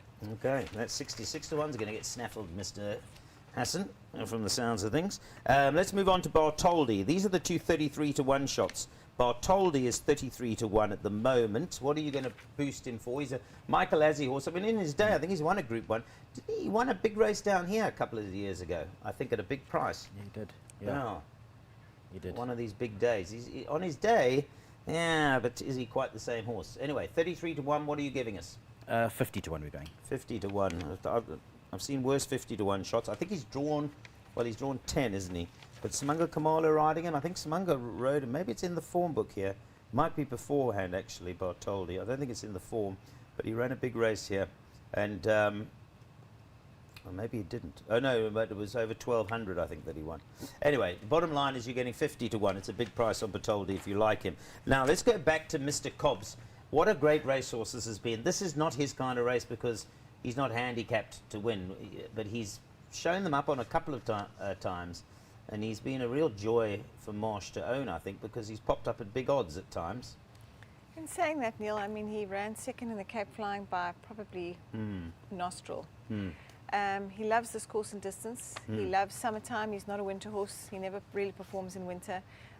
He only finished 2 lengths behind Thunderstruck last time. I know I'll have him at his best on Saturday. That I'm confident of. And, you know, when I have him like that, then he can do anything. He can beat any of these horses on a day like this when I have him at his best. And I think he's a 7-year-old now, which is a little bit long in the tooth. But for sprinters, I don't think that's the end of the world. But another one. If you're doing exotics and things, don't leave him out on Saturday. Well, he beat it to Bungo Bungo again, but that was in that race that's the old, the race that they ran a couple of weeks ago. That's on the King's Plate Day. They had that non-black type sprint. And okay, well, you've told us. You're warned. Candice has said don't leave him out. What price are we getting? He's 33 to 1. You're going to go big with this as well? Yeah, so nice value then at 50 to 1. Yeah. 50 to 1? Yeah. Yeah. Candice is thinking Christmas is coming around quickly again. 50 to 1 there. Okay, let's move on to Mufasa. Nice name, nice horse, big strong horse, but again, one of those races he's got to carry 60. Theoretically, on paper, he's out of the weights. Lawrence Werner's another great owner, gives so much and invests so much. What are you going to offer them? They're like a bit of a punt. What price is it at the moment? 22 to 1, we're going to offer 35. Gee, that's a big leap. It is. That's nearly double the price. Mufasa, this is number 3. Mufasa, 22 to 1, offering 35 to 1. Now we're going on to a filly here. I had a look here. I'm not going to leave her out of my calculations, actually, this Quintus Light, because I know she's a filly, but, you know, she's got Grant Van Niekerk on board. She finished close up to October Morn last time out. What price is she at the moment, and what are you going to offer us? She's currently 20, Neil. We're going to offer 33 to 1. Okay. I was actually surprised. I thought she'd probably be more suited to the Olympic Jewel Stakes, to be honest. I thought she's biting off a bit more that she can chew. she actually was in both. She was declared in both races, but I see they've opted. Yeah, I'm quite surprised, actually. I thought she would have been a bit more competitive. Okay. But you're going to offer her 33 to 1, eh? There it is, Quintus Light, 33 to 1. Rio Quirari, let's bring Pete in here because Rio Quirari deserves a mention. He's a former champion of that, there's no question. But, you know, he's older than Hilton and I now, I think. Is he still going to be able to put it in, or his best days behind him?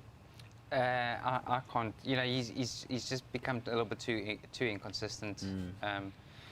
He can beat the best on his day, but I think he's taken too much out of himself. I can't see him doing it. You know what interested me?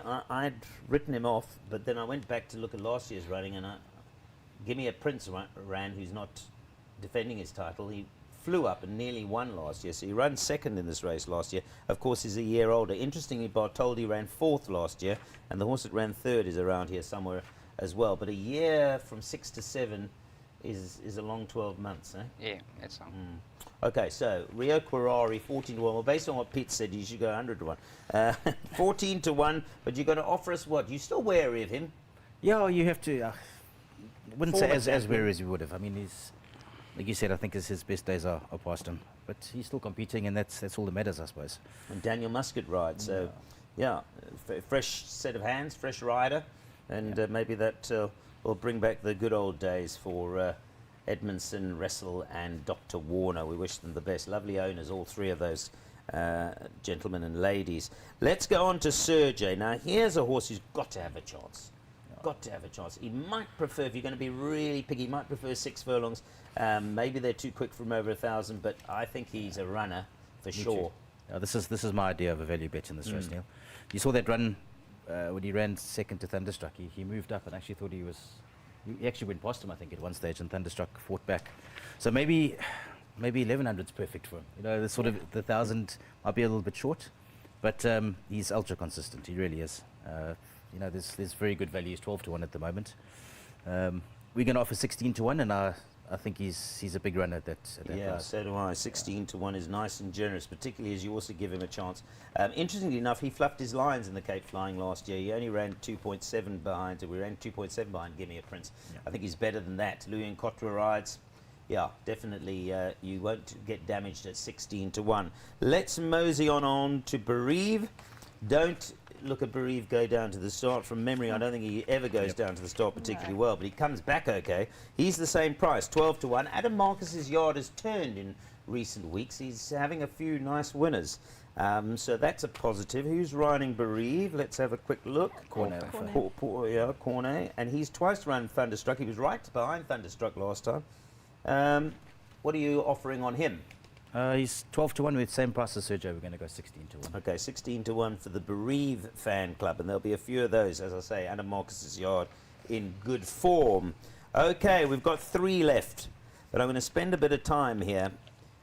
All of us, well, the 3 of you, haven't seen Dice in action in the flesh, but he's a proper racehorse. You've seen how he's won. When he put Gladiatorian to the sword, it was incredible.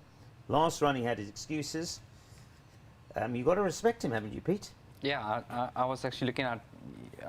I managed to see him race only because of Ragnar running running up there. So I watched him and he was very impressive. So I went through his form early on. He's got strong form, and I think he's a big runner. Yeah. You know, a lot of times people look at the Joburg horses when they come down to Cape Town and feel like they need to find a few lengths. But the Joburg and Port Elizabeth sprinters, when they come here, they do very well. So I think this horse is a very big runner, and he's quick, I like isn't him. he, as well? Yeah, he's very quick. He's quick. Yeah. He'll benefit from the draw of 4, I think. So what you're saying, he's a runner. Yeah, big runner, big runner. Yeah. He's 11 to 2, as you see. Hilton, what are you going to push him out and be? You've got a few Hayes in Joburg who might be waiting for this. Sure, they're all lining up, Neil. We're going to go 7 to 1. 7 to well, that's a big shift. That's a nice price. That's going to. We might get the strap of people saying we like that. 7 to 1 Dice. It's going to be interesting to see because Cold Hard Stare is running in the race before. Yes. And they come from the same form line. So yes. if Cold Hard Stare does anything, then this just might strengthen the form and just strengthen it. Okay, yeah, might be. And, I was surprised to see Cold Hard Stare as short as he was in the betting market. Right, got 10 minutes to go. They're showing me some things here. Leon Vermeulen. Hi, WSB. Thank you for the show and for the vouchers. Any chance of getting Met tickets? There you go. Ask Hilton's wife. I'll put the pressure on to Lee. She's over there. She was the one. She's the brains behind the operation. Leon Vermeulen. There you go. Thank you, Leon. We love bringing you the show. It's been very entertaining. Let's move on to Thunderstruck. Now, I want Hilton's opinion on this. The last time they met, Isivungu Vungu maybe just needed the run. Thunderstruck had the run and won down here. Was that the difference? And will we see in your mind, will we see a reversal of that in the Cape Flying? It's very much the sort of old days of Taban and Flobayou, remember? They just developed this duel that just went backwards and forwards. Yeah, Neil, the word after the race was that they thought Isi Vungu Vungu was just that little bit short of a run, and that he would be better on Met Day. So we'll see. It's very difficult to say is he going to turn the tables because they're both very good horses. Let's be honest. Yeah, no, they are. So let's deal with Thunderstruck. Pierre's got some really nice rides on the day. Apart from See It Again, you know, he'll be floating around. In Joburg these days, he doesn't get too many rides, and he's delivering. He's last couple of weeks, I know he got a 14-day ban or something. It won't affect him on Met Day, I'm sure. But he's riding with confidence. And here's a horse he rode again, just sat behind his Vungu Vungu and pounced. And I'm sure he'll be looking to do the same because his Vungu Vungu will try and go to the front. Let's deal with his price. Thunderstruck was 22 to 10. What are you boosting him to? 28 to 10. We're going to boost To 28 to 10. So if you are a Thunderstruck, Sean Tarry, Mary Slack, it's in her colours, Rafif fan, all of those, you'll be happy with the 28 to 10. Candice, your take. I mean, you're sitting, not in this race, you've got Mr. Cobbers and Captain Arrow, but you would have been sitting looking at that race, the great race between Isivungu and Thunderstruck. What's your impressions of that race? Well, on paper, it looks like it would be a 2-horse race between these two. I also think Isivunga Vunga will probably come on from that last run, and I think probably will end up beating Thunderstruck this time round. Thunderstruck is a beautiful horse to look at. He's so easy on the eye. But yeah, my opinion would be that Isivunga Vunga would probably that be the run better under the choice belt. this time round than Thunderstruck. I would agree with that. I would concur. In fact, Isivunga, apart from See It Again, obviously, to me is one of the better bets on the program. But you've still got to go out there and win the race, and you've got maestros like Pierre and other jockeys looking to catch them. Dice, I do respect. So if you like Isivunga Vunga, he was 16 to 10, is it? 15 to 10. He was Yeah. 15 to 10.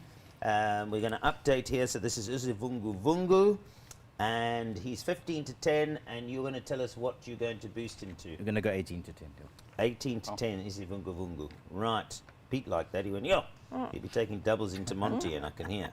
18 to 10 Isivunga Vunga. We'll put that on screen.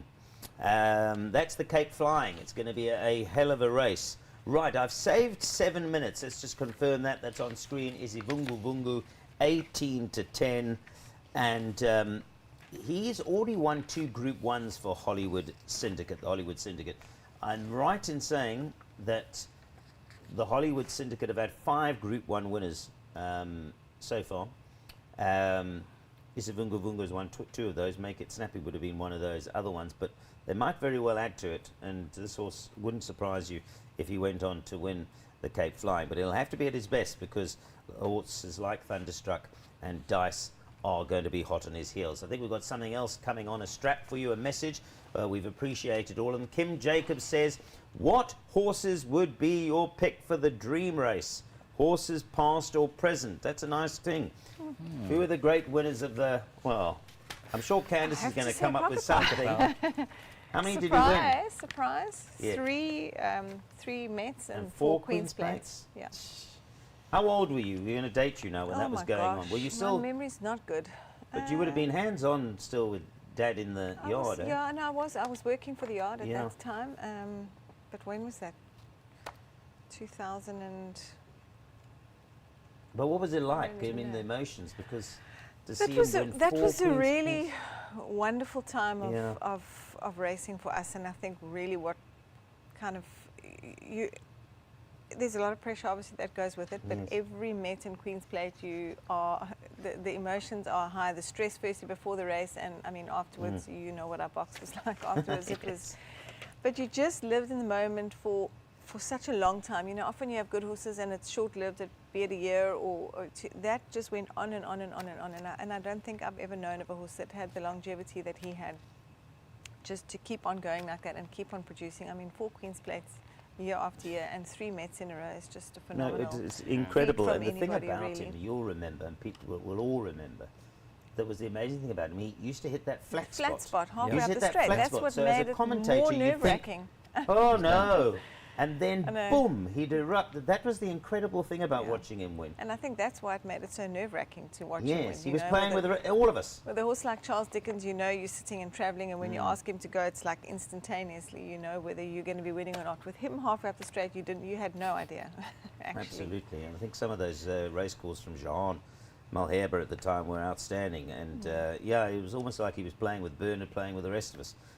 So Pocket Power is the answer to that. Pete, any fond memories? You can't use the Pocket Power ones, obviously. Now they've been taken. Breaking news: the Phil Cod is currently being boosted. Ah, there we go. He wants to get off. You haven't got any other runners. You've got a reserve runner on the day, right? I do. Yeah. Has Hoping that got to a get chance in. if it gets in? If it does, I think so. We've been teaching him to settle nicely and finish it off well, and I really was hoping that we could get in. Unfortunately, we didn't make it, but it's you never know. Something happens. the horse gets Escarpment, eh? scratched. Yeah. Race 8, number 18, Escarpment. He ran Okay. yesterday. He ran a cracker Oh, did he? yesterday. Yeah, he very good run yesterday. So checked him out this morning. He pulled up very well. So now we're ready. Just waiting for something. Good. What about memories of the Met then? I don't know. I would have loved to have seen Dynasty. That was he's my favourite horse always. I think he's one of the one of the best horses. He is, I think, the best horse I ever sat on. I would have liked to have seen him in the Met. Yeah, well, he might have missed the Met, but he's certainly done okay at stud, right? Yes, done very well. For sure, absolutely. Hilton, any favourite Mets? Yeah, I started with 93, I think. So those were still the days of Flaming Rock. And Flaming Rock was one of the first horses I backed. Well, actually, the first time I ever had a bet was when I was 19. Lived in Umhlanga, and I never had a bet in my life. And I didn't understand why there was this big furore about the July, because I just didn't have any interest at all.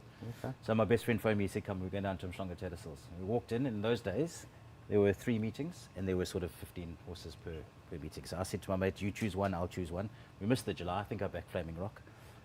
And then I found a horse called Milkman, some random horse, 20-1 in some staying race in Greyville, and the horse won. Yeah. So I was walking around like I actually knew what I was doing, but I didn't. I just liked the name of the horse. If that horse had been beat, I probably wouldn't be sitting here today. Yes. But he won at 20-1. I think I won 100 Rand, and I was earning 300 Rand a month at the time working at CNA. And I think thanks to Milkman, I'm still sitting here. There you go. Okay. Well, interesting stories. Milkman. Yeah, I think my family have got a few milkmen in them as well, but those were the visits they were making in the morning to grandmothers and uncles. It's probably a bit of milkman blood in us. So, yeah, wonderful stories. For me, it's got to be Mark Anthony, because those days I was taking a percentage of Robert Bloomberg's betting, and Robert and I ended up making a decision quite early on in the season to take doubles into it. It was quite a good summer for me, that. And, of course, the race was over at the 400. I think Felix could see hit the front and was looking for parking. So great memories of Mark Anthony and others. It's a great race. We've got 1 minute and 30 seconds to go. I want to remind, we haven't had time to go onto the Gold Rush, probably just as well, because it's a massive field and a very competitive field, and what to expect there.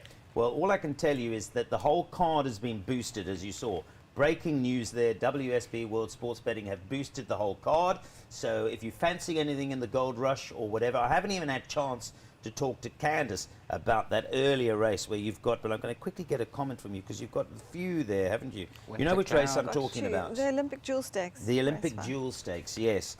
And Winter Cloud coming back to her best. Yeah, she good run from her last time. She just needed a run. She was actually running on strongly, and she just got a little bit tired.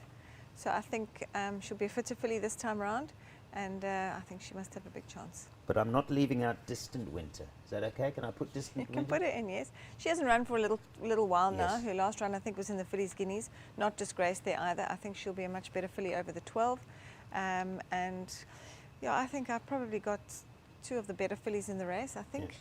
And they must be in with a chance. Good. From your lips to God's ears. A last passing word to Hilton, because on screen now is our 250 Rand voucher. Do you want to confirm that? Yeah, it's on. If that's it, let's do it.